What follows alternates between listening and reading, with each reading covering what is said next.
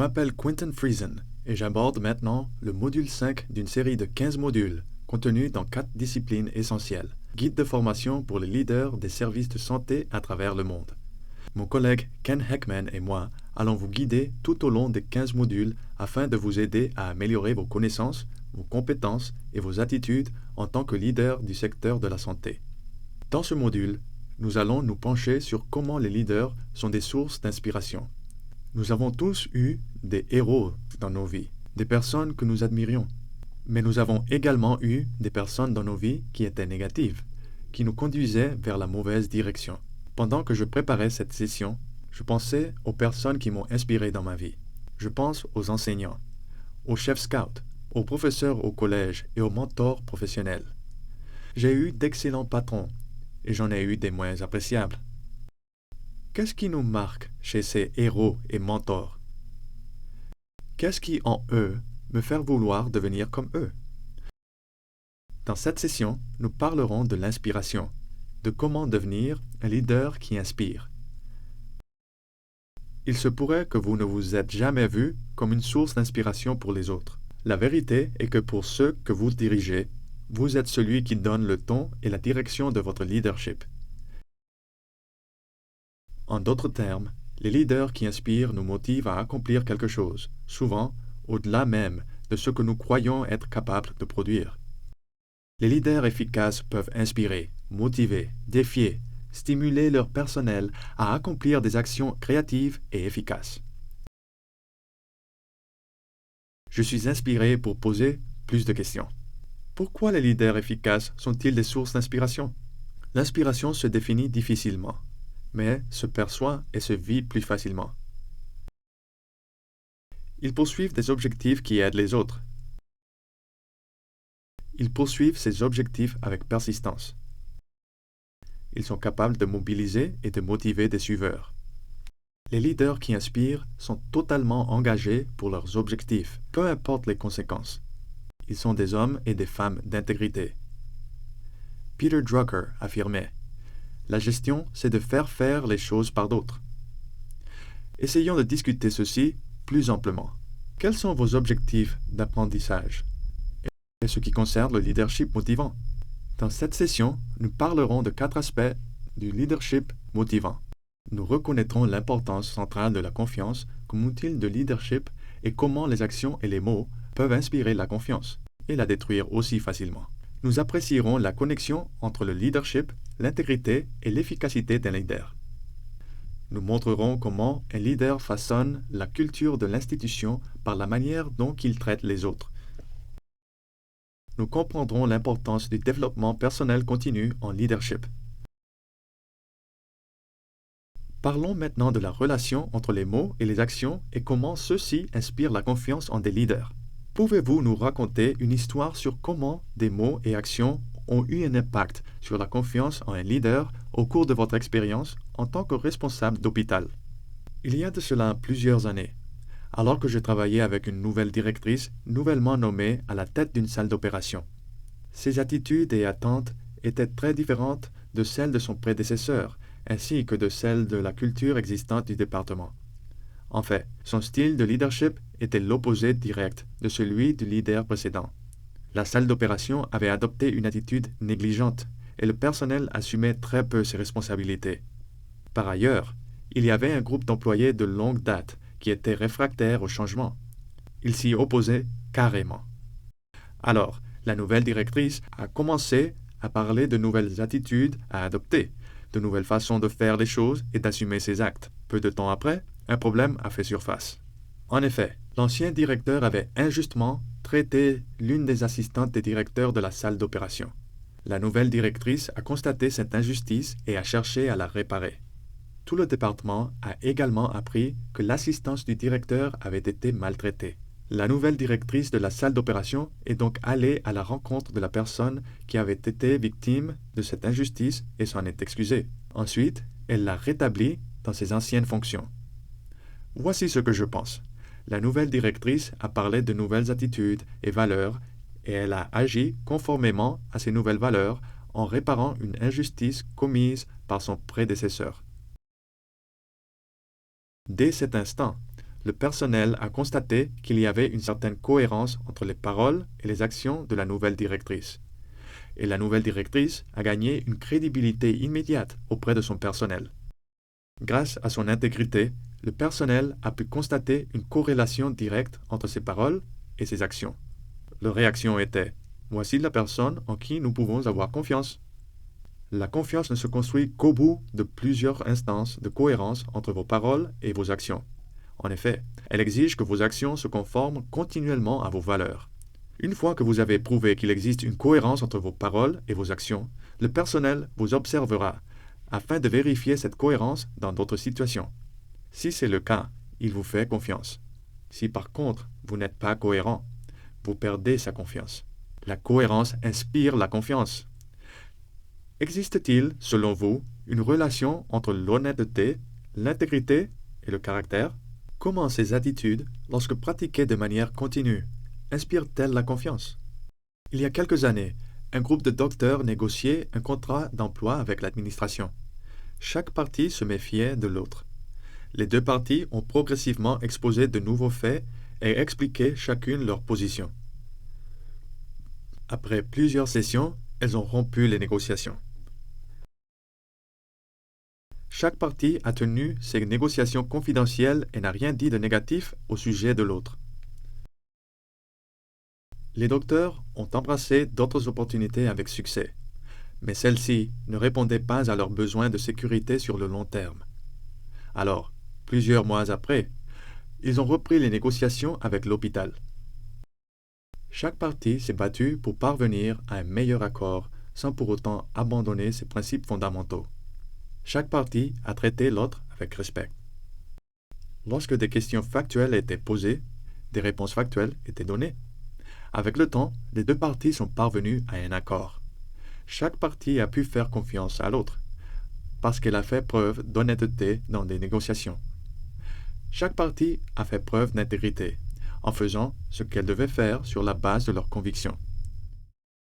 Chaque partie a fait preuve d'une force de caractère, en reconnaissant et en respectant les concessions. Une fois le contrat négocié, il est entré en vigueur dans l'esprit des négociations, c'est-à-dire avec honnêteté et intégrité. Les docteurs ont pu obtenir la sécurité qu'ils recherchaient et l'hôpital a ajouté un groupe de médecins loyaux et bien qualifiés à son personnel médical. Enfin, les leaders des services de santé mettent en place des institutions de compassion humaine. La corruption, la malhonnêteté et le manque d'intégrité n'ont pas leur place. La présence de ces fléaux alourdit l'institution. À mon avis, la corruption, la malhonnêteté et le manque d'intégrité affaiblissent l'institution et l'empêchent d'accomplir sa mission.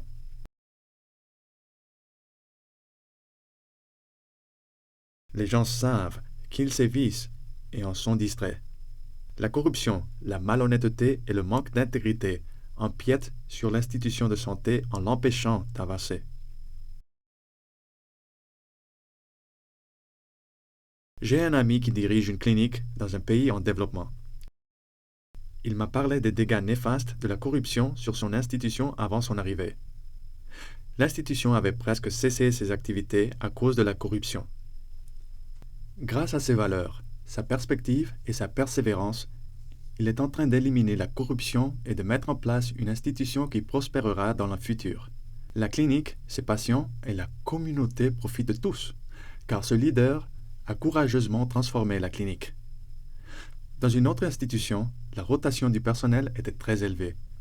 Pendant que nous recherchions les causes profondes de cet état des choses, j'ai demandé à un collègue de venir en tant que consultant pour interroger l'ensemble du personnel du département. Après quelques jours, le consultant est venu à ma rencontre et m'a dit ce qui n'allait pas. L'un des leaders profite des membres du personnel. Quentin, tu dois réagir immédiatement. Le médecin directeur a été informé de la situation. Il a immédiatement confronté le leader en tort et lui a dit que ce comportement devait prendre fin. Une fois que les employés ont constaté que ce comportement avait changé, ils ont tous poussé un soupir de soulagement. Ils n'avaient plus à craindre d'être victimes d'une exploitation. C'était comme si une bouffée d'air frais entrait dans le département. Le personnel sait reconnaître lorsque le leadership fait preuve d'intégrité, d'honnêteté et de caractère. Lorsque le leader traite des problèmes interpersonnels, les employés respectent ce leader et réagiront en conséquence. Ils se concentreront sur le travail à effectuer. Ken, parlons d'autres moyens de bâtir la confiance. Pensez-vous que la délégation renforce la confiance entre les employés? Le leadership est un art. Comme pour tout art, l'expertise se développe avec la pratique et l'expérience. Les bons directeurs savent associer le leadership à leur propre style de leadership en faisant de leurs institutions de santé d'excellents prestataires de services de santé. Un moyen important de renforcer la confiance et de favoriser le soutien du personnel est la délégation d'autorité aux personnes soumises à vos ordres. La première règle de la délégation consiste à déléguer à un niveau approprié de l'institution. Si la personne à qui une tâche est déléguée n'est pas dotée des compétences ou des ressources pour accomplir la tâche, il revient au leader de s'assurer que ces compétences et ressources sont fournies. La délégation peut être apprise de manière progressive. Un leader doit discerner lorsque son personnel peut assumer les nouvelles fonctions. Il existe 4 niveaux de délégation et le niveau de chaque tâche dépend de l'importance de cette tâche, de la compétence du travailleur et de la confiance que le directeur a en cette personne. Si l'employé est nouveau et que la tâche est importante, le directeur peut déléguer une tâche au niveau 1 en disant « Je vous dirai exactement ce que vous devrez faire et comment le faire ». Au fur et à mesure que l'employé démontre sa compétence, le directeur peut passer au niveau 2. Vous proposez des solutions à ce problème et je vais décider de celles à appliquer. Au fur et à mesure que la confiance entre le directeur et l'employé se renforce, le directeur pourrait passer au niveau 3. Vous recherchez, vous décidez et appliquez des solutions, puis vous me rendez compte des résultats. Lorsque le directeur et l'employé atteignent un niveau de confiance absolue en les compétences de l'employé, le directeur pourrait dire conformément au niveau 4. Allez-y et faites ce qu'il y a à faire. Cependant, la délégation de tâches comporte quelques pièges. La personne qui délègue revêt un caractère de supériorité. La personne qui délègue dépose toute la responsabilité sur l'équipe et ne la soutient pas. Certaines personnes ont l'impression que lorsqu'elles délèguent des tâches, elles abandonnent une partie d'elles. Quels sont les mythes autour de la délégation? Déléguer prend beaucoup plus de temps que faire soi-même. Je ne peux pas déléguer parce que mon équipe n'est pas dotée des compétences nécessaires. Les erreurs sont fatales. Les membres de l'équipe sont des spécialistes et n'ont pas toutes les facettes de la situation. Le droit de déléguer doit être acquis, tout comme le droit de diriger est acquis. Il est plus probable que les employés font confiance au leader si celui-ci comprend leurs conditions de travail. Faire des rondes à des heures différentes renforce la relation avec le personnel et renforce la confiance. Je connais un directeur qui faisait des rondes chaque matin de Noël. Vous constaterez dans le livre « 4 Essential Disciplines » 4 disciplines essentielles, que les leaders améliorent sans cesse leurs compétences en leadership. Comment s'y prennent-ils? Les leaders des services de santé sont des agents du changement. Rien n'est immuable. Une nouvelle procédure, une nouvelle médecine ou un nouveau docteur rejoint le personnel. Les soins de santé sont en perpétuel mouvement. Les bons leaders sont capables d'insuffler le changement dans la culture d'une institution. La définition d'une mission et d'une vision claire permet à l'institution de ne pas perdre de vue ses objectifs tout en s'adaptant aux circonstances changeantes. Elle permet aux leaders et au personnel de garder les pieds sur terre, et ce, en dépit des distractions. Sans mission et vision claire, l'institution court à la dérive. L'incertitude et l'anxiété règnent. Le conflit est inévitable. Le leader habile apprendra à anticiper sur le changement, à promouvoir le changement et à réagir face au changement. De plus, il saura gérer le processus de changement avec efficacité. Quelqu'un a décrit les 3 phases du processus de changement.